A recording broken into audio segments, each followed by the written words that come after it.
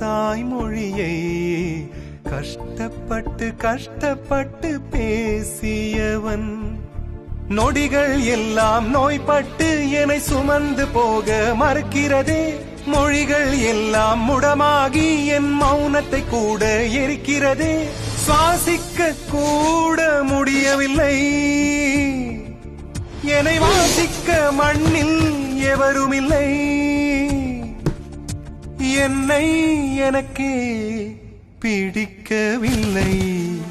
காரணம் கேட்டால் தெரியவில்லை. நினைவுகள் நெஞ்சினில் புதைந்ததினால் நெருப்பால் எந்த நெஞ்சை சுடுகின்றேன். உன் உருவம் கண்களில் பதிந்ததினால் கண்ணீர் விட்டு அழி